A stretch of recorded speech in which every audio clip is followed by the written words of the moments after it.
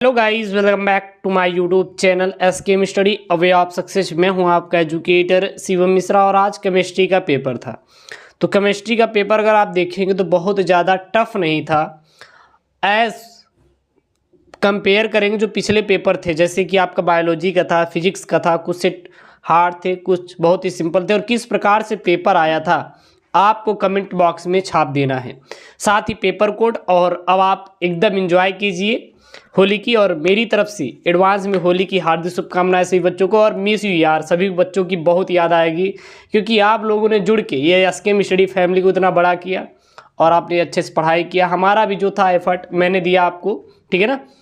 तो ये सारी बातें हैं और आप लोग अच्छे से अपने भविष्य की तैयारी कीजिए, ठीक है ना, क्योंकि 12वीं के बाद रिजल्ट अच्छा आएगा, परेशान मत होइए। सब लोग पास होंगे, ऐसा नहीं है कि पास होना है भाई साहब 95 स्कोर करना है, कुछ ही हो जाइए, 95% से कम नहीं आएगा। आप परेशान मत होइए, अच्छे से आप एकदम एंजॉय कीजिए और अब रिजल्ट का इंतजार बेसब्री से आप लोगों को रहेगा। तो आज आपका जो कोड था वो था 347 CE रसायन विज्ञान 12th केमिस्ट्री का जो आपका पेपर था, ठीक है ना। टाइम भाई साहब वही दिया गया था जो पिछला था, 3 घंटे 15 मिनट का। और 70 नंबर का क्या रहने वाला था, पूर्णांक रहने वाला था।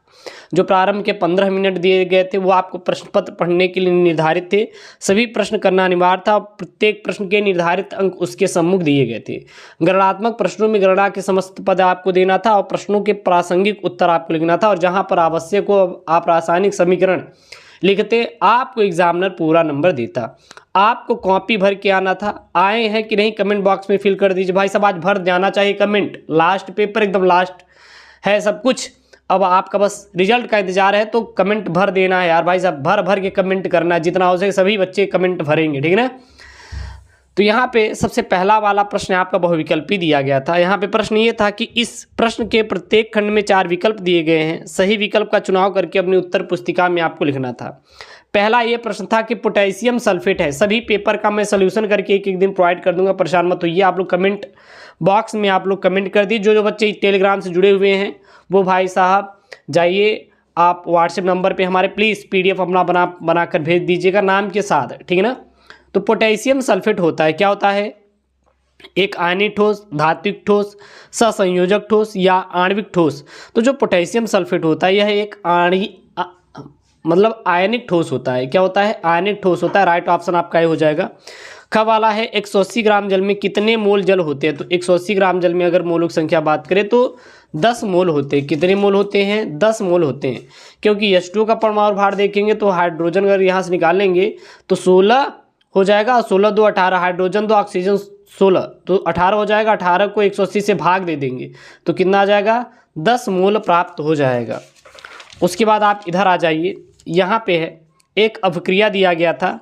अभिक्रिया A+2B क्या बनाता है, उत्पाद में वेग स्थिरांक समीकरण R बराबर AB/2 द्वारा व्यक्त किया जाता है। तो अभिक्रिया की आणविकता कितनी होगी। तो यहाँ पे देखिए इन दोनों, अगर A के पावर कितना होगा 1, B के पावर 2, तो दोनों को 1 और 2 मिला देंगे, कितना हो जाएगा आपका 3 हो जाएगा। तो अभिक्रिया की आणविकता कितनी हो जाएगी, 3 हो जाएगी। कैनिजारो अभिक्रिया द्वारा फार्मेल्डिहाइड बनाता है। जो कैनिजारो अभिक्रिया है इसके द्वारा फार्मेल्डिहाइड क्या बनाता है, methane, methyl alcohol, methyl cyanide या एथिल एमीन। तो कैनिजारो अभिक्रिया द्वारा जो फार्मेल्डिहाइड होता है यह एथिल एमीन बनाता है। किसका निर्माण करता है, एथिल एमीन का निर्माण करता है। उसके बाद यहाँ पे नेक्स्ट वाला क्वेश्चन है, RNH2 plus CHCl3 plus 3KOH जो एल्कोहलिक है, RNC plus 3KCl plus 3H2 उपयुक्त अभिक्रिया है। युग्मन अभिक्रिया, कार्बिल एमीन अभिक्रिया, हाफमैन ब्रोमाइड अभिक्रिया, सीम्ट अभिक्रिया। तो जो ये अभिक्रिया है ना, ये कार्बिल एमीन अभिक्रिया है। कौन सी अभिक्रिया है, कार्बिल एमीन अभिक्रिया है। फिर यहाँ पे है ग्लूकोज में कितने प्राथमिक एल्कोहलिक समूह होते हैं। जो ग्लूकोज होता है इसमें कितने प्राथमिक एल्कोहलिक समूह पाए जाते हैं, 1 2 3 या फिर 4। तो ग्लूकोज में कितने प्राथमिक एल्कोहलिक समूह पाए जाते हैं, तो वो आपका पाया जाता है 1। कितना पाया जाता है, तो 1 पाया जाता है। उसके बाद आपके यहाँ पे 2-2 नंबर वाले के प्रश्न थे, मतलब कि आपका कुल मिला के यहाँ पे लघु उत्तरी, अति लघु उत्तरी, दीर्घ उत्तरी, विस्तृत उत्तरी प्रश्न बने थे। तो ये आपके अति लघुत्तरी वाले 2-2 नंबर के प्रश्न बने थे। फलक केंद्रित घनी FCC एकक कोष्ठिका में परमाणु की कुल संख्या आपको बताना था। बहुत सिंपल वाला प्रश्न है यार, बहुत ज़्यादा प्रश्न टफ नहीं आता। देखिए शॉर्ट की दोष पूछा गया, कितना सिंपल प्रश्न है। सिल्वर नाइट्रेट के घोल में कॉपर की छड़ डुबोने पर घोल पर रंग नीला क्यों हो जाता है, व्याख्या करना है। बहुत सिंपल वाला प्रश्न था 2 नंबर का। 2 द्रव A और B के वाष्प दाब क्रमशः 80 mm और 60 mm है, तो A के 3 मोल और B के 2 मोल मिलाने पर प्राप्त मिश्रित विलयन का कुल वाष्प दाब क्या होगा। बहुत ही सिंपल वाले यहाँ पे प्रश्न पूछे गए थे, बहुत ज़्यादा टफ प्रश्न आपका नहीं आया था। फिर यहाँ पे तीसरा का क्या है, संकुलन दक्षता यानी क्षमता को परिभाषित कीजिए, 2 नंबर का आया था। उसके बाद सल्फर डाइऑक्साइड और तारपीन के तेल के साथ क्लोरीन की होने वाली अपक्रियाओं के रासायनिक समीकरण दीजिए, 2 नंबर का आया था। बहुत सिंपल वाला क्वेश्चन था। उप संयोजन यौगिक CuNH3 का होल 4 SO4 में कॉपर Cu की ऑक्सीकरण संख्या बताइए, 2 नंबर का आया था। ग्लूकोज की ब्रोमीन जल के साथ होने वाली अपक्रिया का रासायनिक समीकरण दीजिए, 2 नंबर का था। नष्ट समीकरण, देखिए नष्ट समीकरण मैं बताया था और नष्ट समीकरण यहाँ पे पूछा गया है। मैंने बोला भी था कि भाई साहब नष्ट समीकरण तैयार कर लीजिए, संकुलन क्षमता वाला तैयार कर लीजिए, और ये देखिए क्वेश्चन पूछे गए थे और मैं आशा करता हूँ कि आप लोग सॉल्व करके आए होंगे बहुत ही अच्छे तरीके से। द्रव, इसमें ही द्रव विरोधी क्लोराइड में अंतर देना था। एसिटिलीकरण पर संक्षिप्त टिप्पणी लिखिए। प्रोटीन के विकृतीकरण पर संक्षिप्त टिप्पणी लिखिए।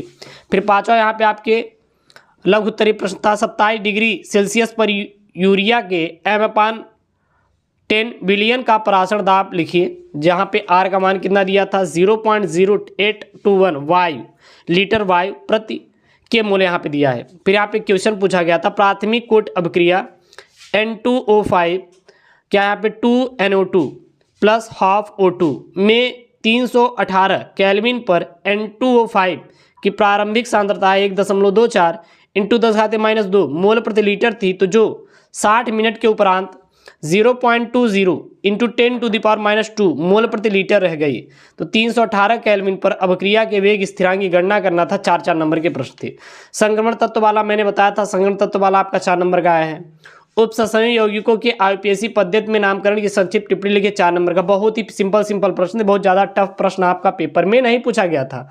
ओजोन बनाने की रासायनिक समीकरण और इनके 3 ऑक्सीकारक गुणों को लिखिए, बहुत ही सिंपल वाला प्रश्न था। फिर यहाँ पे पूछा गया है, यहाँ पे अम्लराज एक्वारोजिया क्या होता है और क्या है। जब अम्लराज गोल्ड तथा प्लेटिनम से अभिक्रिया करता है तो क्या होता है।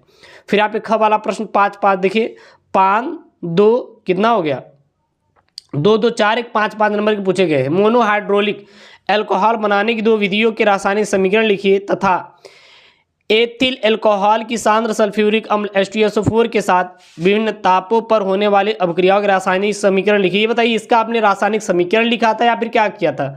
साथ ही साथ वो बच्चे कमेंट कर देंगे जो बच्चे चैनल पर अभी नए हैं और कौन सा पेपर कोड पूछा गया था, आप लोग कमेंट कर दीजिएगा। और जो 2024 की तैयारी कर रहे हैं बोर्ड वाले, अब जुड़ जाए भाई साहब।